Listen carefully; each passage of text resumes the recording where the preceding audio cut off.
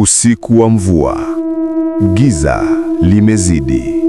Barabara ya Bukoma imejaa ukungu mzito unaoficha taa za magari kama ndoto mbaya inavyoficha ukweli. Gari jeupe la wagonjwa linapita kwa kasi, likilia kwa sauti ya wio wio, likipenya katika mvua ya radi. Ndani yake kijana mmoja mwenye jeraha kifuani anapumua kwa shida. Kila pumzi yake ni mapambano. Madaktari wanajaribu kuokoa maisha yake, lakini uso wao umejaa wasiwasi, si kwa jeraha, bali kwa mahali wanapoelekea. Dereva anapiga breki mbele ya jengo kubwa lenye maandishi yaliyofutika: Hospitali ya Bukoma. Harufu ya dawa imechanganyika na hewa ya unyevu. Taa chache za dari zinawaka kwa mwanga wa kijani hafifu. Muuguzi mmoja mzee mwenye macho mekundu anawaongoza ndani bila kusema neno.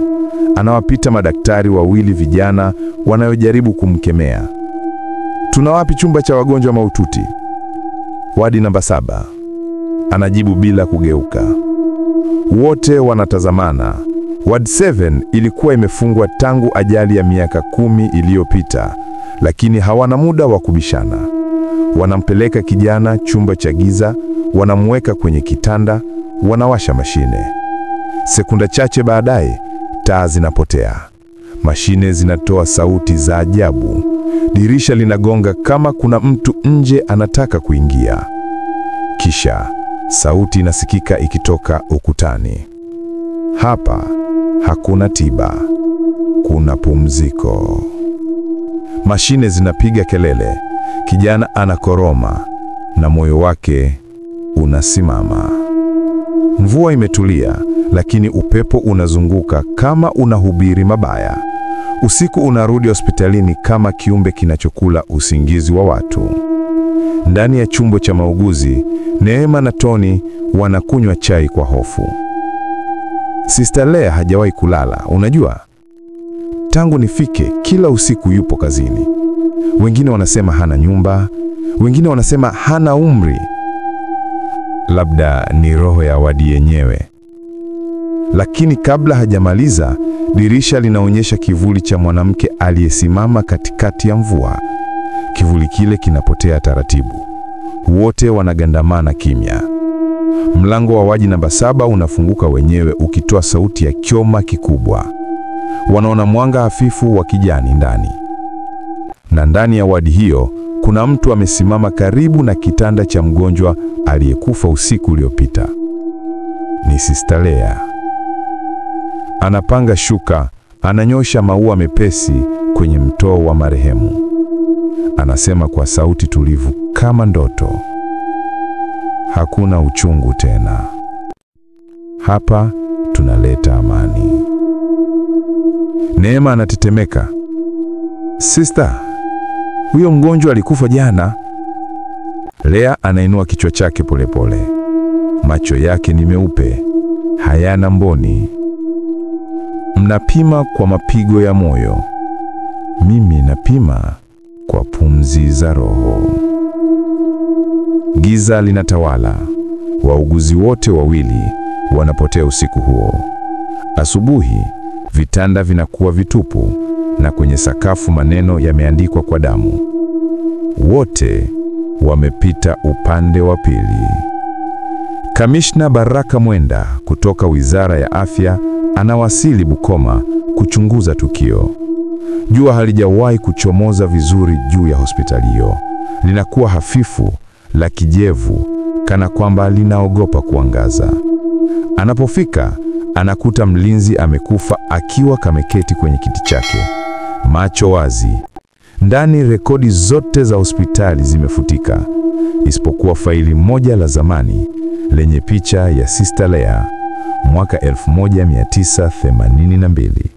Anaonekana kijana vivyo hivyo kama alivyo sasa. Baraka anaingia wadi namba 7 kwa tochi. Ndani kuna nyimbo za mbali zikisikika: "Watapona wote, watapona wote." Kisha taa zinawaka zenyewe. Ndani ya chumba, Sister Leah amekaa kitandani akiwa ameshika picha ya mgonjwa aliyekufa miaka mingi. Anasema, mlikimbia majibu, mliwaacha wafe peke yao. Sasa sisi tunawahifadhi. Baraka anakimbia, lakini kila mlango anaofungua unarudi pale pale. Wadi namba 7. Kwenye ukuta maandishi mapya yanaonekana. Kila anayechunguza hujiunga.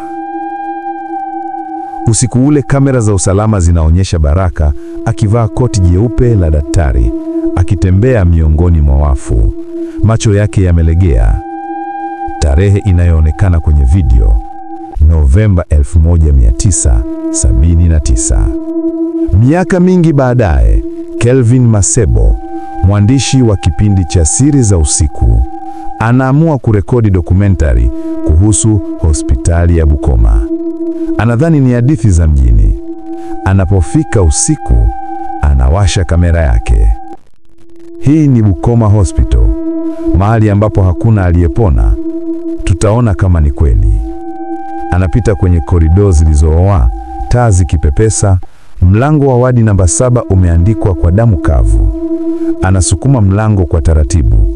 Ndani, kitanda kimoja, kuna mtu amelala. Wakati anaelekeza kamera, mashine za moyo zinaanza kufanya kazi bila umeme. Mtu yule anafungua macho yake, meupe, matupu. Umechelewa Kelvin. Kamera inatetemeka, inadondoka, inaonyesha miguu ikimsogelea. Kwenye fremu ya mwisho, uso wa Sister Leah unajitokeza ukinong'ona, karibu kwenye huduma yetu. Sasa wewe ndio utapiga picha ya mwisho. Baada ya siku 3, polisi wanapata kamera ikiwa imeharibika. Klipu ya mwisho inaonyesha Kelvin akiwa amevaa koti jeupe la daktari, akitembea koridoni, nyimbo ikisikika nyuma. Watapona wote, watapona wote. Kila mwaka, watu wanasema usiku wa mvua, wanaona taa za kijani zikimulika ndani ya jengo la Bukoma. Wengine wanasema wanamsikia mwanamke akiimba wimbo ule ule, na dirisha likifunguka lenyewe. Na mara nyingine, sauti ya mwanamume kijana hujibu kwa mbali, tunaendelea kurekodi. Hakuna anayekufa tena hapa. Jiji la Dar es Salaam, miezi miwili baada ya kupotea kwa Kelvin Masebo. Mwaka 2025. Kwenye chumba kidogo cha giza kilichojaa vifaa vya kuhariri video, Ricky, rafiki wa karibu wa Kelvin, anaketi mbele ya kompyuta yake. Anashika hard drive ndogo iliyoandikwa kwa kalamu nyekundu, Bukoma raw footage. Anavuta pumzi ndefu, macho yake yakiwa mekundu kwa usingizi. Nitamalizia hii kazi kwa ajili yako bro, ananong'ona. Anaiunganisha kwenye kompyuta. Faili la kwanza lina jina footage ward 70001.mp4. Analifungua. Kwanza, anaona video ya Kelvin akiingia hospitalini, akizungumza kwa ujasiri, kamera ikitetemeka kidogo. Lakini sekunde chache baadaye, kuna sauti mpya isiyo ya Kelvin. Sauti nyororo ya kike inatokea nyuma ya picha ikinong'ona, Ricky, kwa nini umechelewa? Ricky anashtuka, anasimama ghafla. What the hell? Anarudia kuangalia klipu hiyo, lakini safari hii hakuna sauti, ni kimya. Anafunga program haraka na kufuta faili, lakini mara moja folder mpya inaonekana kwenye desktop yenye jina Ricky Ward 7.mp4.